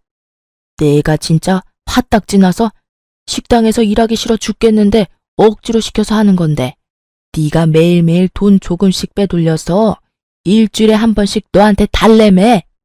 엄마도 같이 썼잖아. 나만 돈 썼어? 엄마도 가방 사고 명품 사고 펑펑 쏘댔잖아. 아이고, 이런 것도 자식이라고 내가 믿고 살았어. 엄마를 도둑년으로 내몰아? 아이고, 민석이 아버지, 나 데려가요. 다 데려가. 남편 잃고 하나 있는 아들 죽을 뚱 살뚱 키웠더만 이제 나를 감옥 보내려고 그러네. 아이고. 시모가 땅바닥을 기면서 곡소리를 내며 울더군요.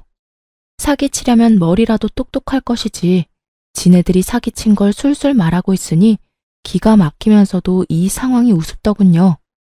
매니저 언니가 마침 경찰을 불러줬고 곧 경찰들이 찾아와서 소란 피우는 두 모자를 끌고 갔죠.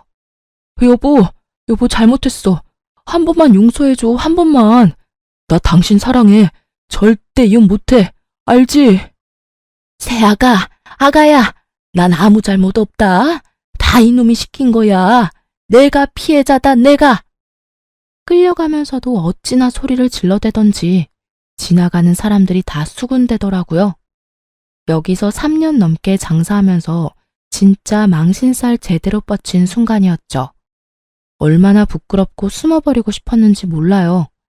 다시는 그 사기꾼들 얼굴도 보고 싶지 않아서 변호사 통해서만 이혼 소송을 진행했어요. 동시에 시모를 절도죄로 경찰에 고소했죠. 시모가 경찰서에 가서 조사를 받아야 하니까 남편이 계속 전화를 해대더군요. 뭐라고 말하려나 싶어 한번 받아봤죠. 기어이 시어머니를 범죄자로 만들겠다 이거야? 당장 고소 취하해. 우리 엄마 지금 충격받아서 기절했다고. 내일 어떻게 경찰서에 가서 조사를 받냐고. 그거야 내 사정이 아니지. 그럼 지금까지 쓴 내 돈 다 토해놔. 내가 지금 그런 돈이 어딨어? 내가 한 달에 조금씩이라도 갚을게. 주식 물려서 점심 먹을 돈도 없어서 그래. 대기업 다니니까 대출 잘 나오잖아. 대출 받아서 돈 내놔. 왜 나한테 다달이 갚아? 이혼하는 마당에 너랑 돈 때문에 연락하고 싶겠어? 예전에 대출 받은 게 있어서 대출 지금 못 받아. 여보, 제발 한 번만 용서해줘. 내가 앞으로 평생 다 갚으면서 살게. 난 이혼 안 해. 절대 못 헤어진다고. 돈도 갚기 싫고 네 엄마 감옥 가는 것도 싫고 이혼하기도 싫으면 도대체 뭘 해서 네 죄를 갚을래? 돈 못 갚으면 절대 합의는 없어. 내가 빈말하는 건지 한번 두고 봐. 저는 전화를 끊어버렸죠. 그 후로 남편이 식당에 끊임없이 찾아왔지만 직원들이 합심해서 쫓아내고 경찰도 부르니까 더는 못 들어오더군요. 남편 놈은 결국 끝까지 돈을 안 내놓았죠. 저를 우습게 본 건지 그렇게도 돈에 미친 건지는 몰라도 말이죠. 저는 합의를 안 해줬고 시모는 절도죄로 벌금형 200만 원 선고받았답니다. 늙음하게 범죄자로 빨간 줄 제대로 그어진 거죠. 시모가 아주 발악을 하더라고요. 시어머니를 범죄자로 만든 며느리가 하는 식당입니다. 저런 데 가실 건가요? 피도 눈물도 없는 저런 여자 처음 봅니다. 제가 상대도 안 해주자 식당 앞에 와서 1인 시위를 하더라고요. 어디서 또 본 건 있어서 빨갛게 대문짝만하게 글씨 써서 식당 앞에 붙여놓고요. 식당에서 멀찍이 서서 고래고래 소리 지르고요. 저보다 직원들이 아주 화를 내고 분통을 터뜨리더라고요. 경찰을 부르면 아주 눈에 독을 뿜으면서 따박따박 말하더라고요. 아니, 내가 내 마음대로 말도 못해요? 나 지금 1인 시위하는 거야. 법으로 누가 나를 막을 수가 있어요?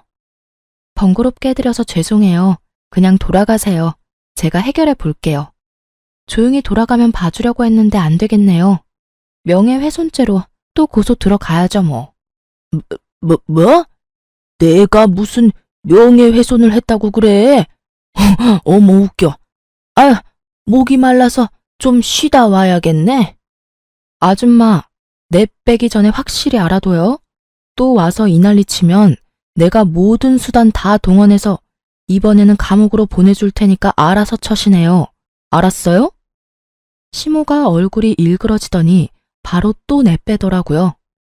한번 경찰서 다녀오니까 아주 무서웠던 모양이죠. 한 번만 또 오면 진짜 바로 고소해버리려고 했는데 겁을 잔뜩 먹었는지 안 오더라고요. 거의 3개월 가까이 지겨운 이혼 소송이 이어졌고요. 결국 제가 승소했고 그놈이 펑펑 쓴 제 돈까지 합해서 총 3천만 원 위자료 판결 나왔죠. 판결 나온 날에 또 그 인간이 식당에 찾아올 게 뻔했기에 며칠 동안 식당에도 안 나갔어요. 메시지가 오고 메일까지 오고 난리가 났더라고요. 전화가 불나게 오는 건 당연하고요. 그리고 좀 잠잠해졌길래 식당에 출근했더니 어디서 지켜보고 있었던 건지 불이 나게 식당으로 전 남편이 들어오더라고요. 여보, 왜 이렇게 연락이 안 돼? 내가 당신을 얼마나 기다렸는 줄 알아? 여보, 난 우리가 이혼한 거 절대 못 받아들여. 나 좀 다시 받아줘, 제발. 이제야 다 끝났나 했더니 어디서 개가 짖나 진짜. 당장 안 꺼져? 위자료 빨리 입금해. 월급 차압 안 당하고 싶으면. 진짜 당신이랑 악연 좀 끊고 싶다. 제발 좀 그만 좀 떨어져. 저는 제 앞에 무릎을 꿇고 눈물까지 흘리는 전 남편의 모습이 너무 가식적으로 보였답니다. 확 밀쳐버리고 굵은 소금을 가져와서 마구 뿌려버렸죠. 직원들도 한마디씩 거들면서 나가라고 압박하자 결국 어깨를 축 늘어뜨리고 나가더군요. 그게 그 인간의 마지막 모습이었죠. 끝까지 돈을 안 내놓길래 결국 변호사 도움으로 월급 차압 들어갔답니다. 진짜 징글징글 하더라고요. 그렇게 이혼하고 저는 결국 식당 문을 닫았어요. 시무랑 그런 일이 있었던 곳이라 식당에도 정이 떨어져 버렸고요. 전 남편 놈 회사 사람들 계속 보는 것도 짜증나고요. 본사 지원받아서 다른 지역으로 확장 이전하기로 결정했답니다. 다행히 그렇게 멀리 떨어진 동네는 아니라서 함께 고생해준 직원들 다 같이 넘어가기로 했고요. 요즘 다시 새로운 식당 공사하고 행정 처리하느라 아주 정신이 하나도 없네요.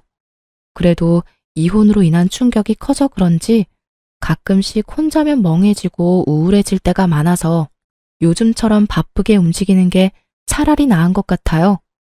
전 남편 놈한테 하도 대어서 사람 만나는 것도 싫은 요즘이네요. 마음을 추스릴 때까지 이곳의 사연 들으며 위로의 댓글도 읽어가며 그렇게 혼자 지내려고 합니다. 여러분 들으시면서 많이 답답하셨죠? 저도 제가 자영업하면서 사람 보는 눈 있다고 착각했는데 결혼할 사람도 제대로 못 보고 결혼할 줄은 몰랐습니다. 역시 사람은 무엇이든 확신하고 자만하면 안 되는 것 같아요. 쓰라린 상처가 생기고 새살이 돋는 것처럼 돌뿌리 한번 넘어졌다 생각하고 다시 일어나려고 합니다. 그래도 직원들 덕분에 고소는 제대로 해줬네요. 가족같이 오래 지낸 우리 직원들에게는 당연 한우랑 보너스 많이 챙겨줬습니다. 혹시 저처럼 지금도 많이 힘드신 분들이 있다면 우리 함께 힘내보아요. 제 이야기를 들어주셔서 모두 감사합니다.